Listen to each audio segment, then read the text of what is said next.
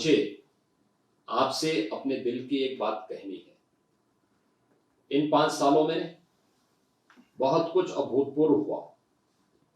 सावधान रहिए, आप चूके तो 5 साल की मेहनत पर पानी फिर जाएगा। और इस बार उत्तर प्रदेश को कश्मीर, बंगाल और केरल बनते देर नहीं लगेगी।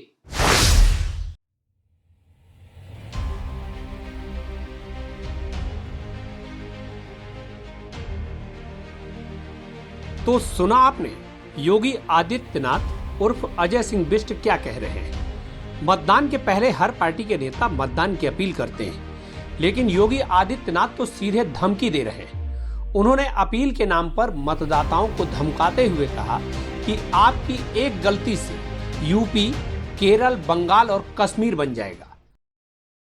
नमस्कार। उत्तर प्रदेश के मेरे मतदाता भाइयों एवं बहनों, अब एक बड़े निर्णय का समय आ गया है। पिछले 5 वर्षों में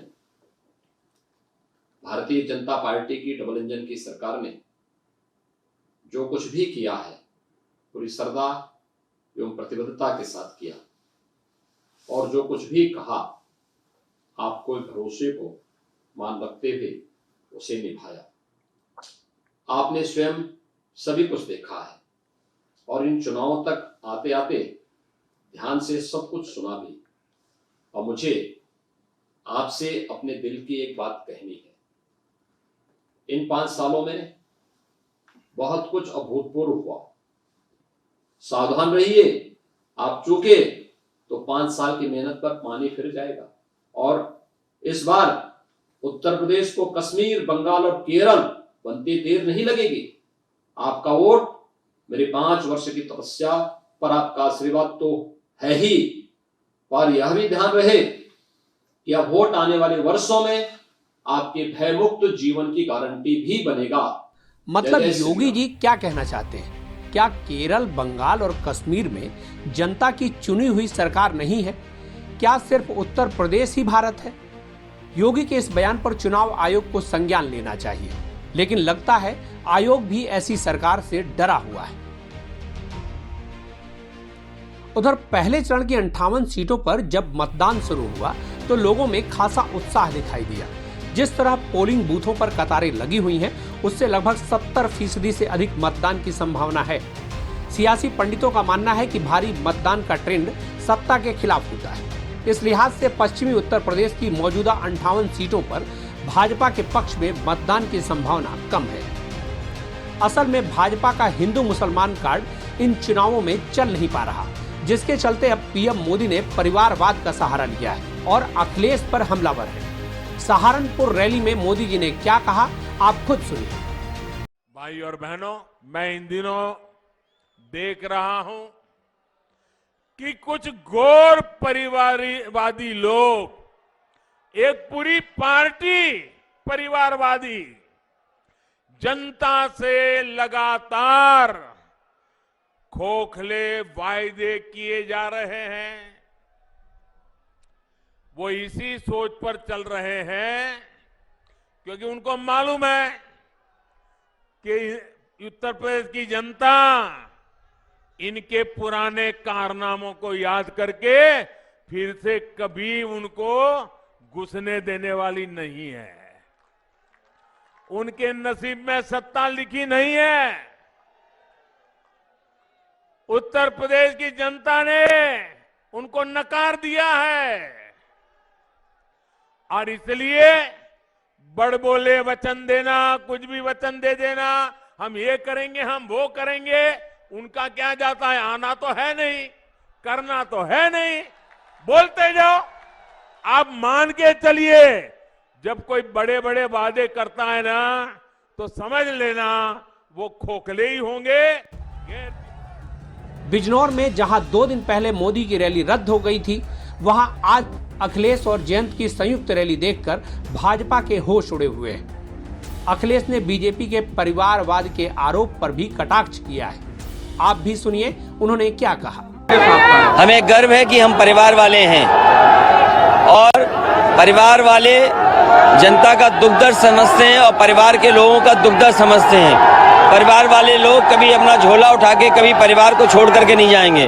परिवार वाले बेरोजगारी की संकट को जानते हैं, परिवार वाले महंगाई को समझते हैं, परिवार वाले लोग जिस तरीके का अन्याय हो रहा है वो समझते हैं। इसलिए भारतीय जनता पार्टी इस तरह के आरोप न लगाए।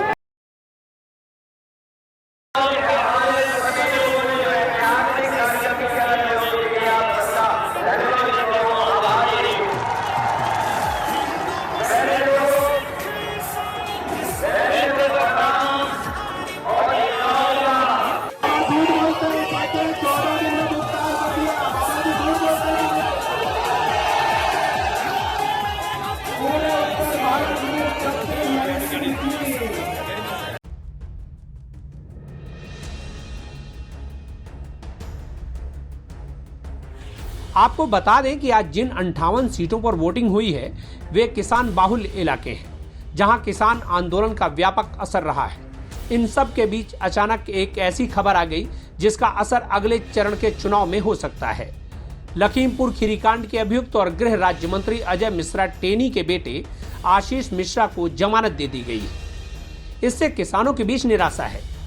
किसानों के जघन्य हत्या कांड के आरोपी को इतनी जल्दी जमानत मिलना न्यायपालिका पर गंभीर सवाल खड़े करता है।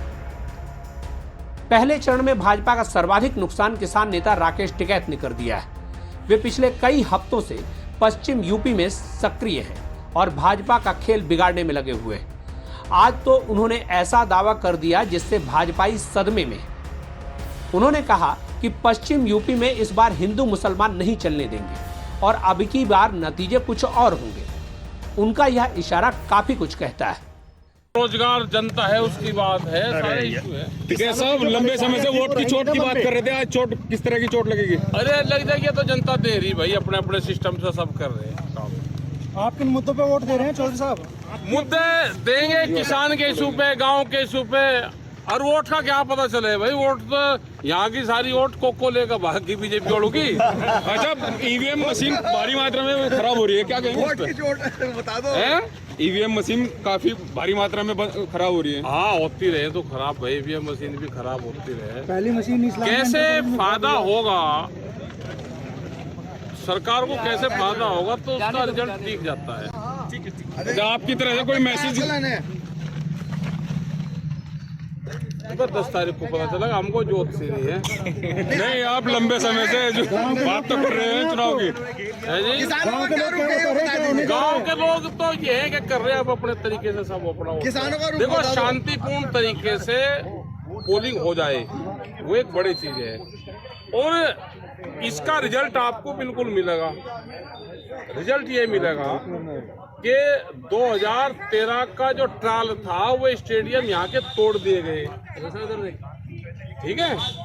जहाँ पे मैच होते थे वे स्टेडियम तोड़ दिए गए। अब पूर्ण रूप से यहाँ पे शांतिपूर्ण तरीके चल रहा, वो रिजल्ट नहीं आएंगे। नया मैच क्या खिल रहा है? नया मैच तो खिल गया, पता चल जाएगा 10 तारीख को नया मैच का। जयंत चौधरी की पत्नी चारू सिंह ने मतदान से पहले मार्मिक अपील करते हुए भाजपा से पूछा है कि उनके पति क्या गुंडे मावाली हैं जो उन पर लाठियां बरसाई गईं। चारू सिंह का यह इमोशनल कार्ड भी किसानों के बीच काम कर रहा है और उनका यह वीडियो सोशल मीडिया पर जमकर वायरल हो रहा है। सब पे जिम्मेदारियां बढ़ गई हैं। मैं परिवार को संभाल रही हूँ, जैन की पार्टी संभाल रहे हैं। उम्मीद करती हूँ उनकी विरासत तो आप संभालेंगे। क्या मतलब था मेरे पति पे इतनी लाठियां बरसाने का? गुंडा है वो, मवाली है। क्या गलत किया था जयंत चौधरी ने? मुझे पूरा भरोसा है कि उन लाठियों का पूरा हिसाब पश्चिम उत्तर प्रदेश आपको देगा। आप लाठियां बरसाते जाइए, लेकिन जयंत चौधरी की आवाज को आप नहीं दबा सकते। जब जब अन्याय होगा, देखिए अब चौधरी साहब हमारे बीच में नहीं रहे, लेकिन अगर आपका प्यार मिलता रहा, आपका आशीर्वाद मिलता रहा, तो कभी भी हम अपने आप को अकेला नहीं महसूस करेंगे। इन सब के बीच कांग्रेस की जोर आजमाइश में भी कमी नहीं है। Priyanka Gandhi door to door प्रचार करते हुए एक पंक्चर वाले की दुकान में पहुंची और उन्होंने कांग्रेस के संकल्प पत्र को समझाने की कोशिश की। कांग्रेस भले ही इन चुनावों में लड़ाई से बाहर है, लेकिन महिलाओं के वोट काटने में यदि प्रियंका कामयाब रही तो यह नुकसान भी बीजेपी का होगा। तो कैलेंडर है, इस तरफ आपके काम रहेगा प्रोजेक्ट में रहेगा, लेकिन यहाँ हमारी कुछ प्रतिज्ञाएं हैं जो हम कर रहे हैं। इसमें हमने लिखा है कि सालों का कर्जा पूरा माफ होगा। अच्छा, आप कह रहे थे कोरोना में आपका व्यापार चला नहीं, बिजनेस नहीं चला, लेकिन आपको फिर भी बिजली के बिल भरने पड़े। तो इसमें लिखा है कि जिसकी जो बिजली के बिल माफ करेंगे और जो कोरोना में जो बकाया था बिजली का वो साफ कर देंगे, मतलब आपको देना नहीं पड़ेगा। ठीक है ना? और इसमें कई ऐसी घोषणाएं हैं जो आप समझ लीजिए, पढ़ लीजिए, अच्छी लगे तो वो बांट दीजिए। तो कुल मिलाकर पहले चरण के मतदान में भाजपा को नुकसान की संभावना है, जिसकी भरपाई दूसरे चरण में कर पाना भी भाजपा के लिए मुश्किल है। पहले चरण के मतदान पर आपकी क्या राय है, हमें कमेंट बॉक्स में जरूर बताएं और चैनल को सब्सक्राइब कर बेल आइकन दबाएं, जिससे चुनावी अपडेट लगातार आप तक पहुंचते रहें।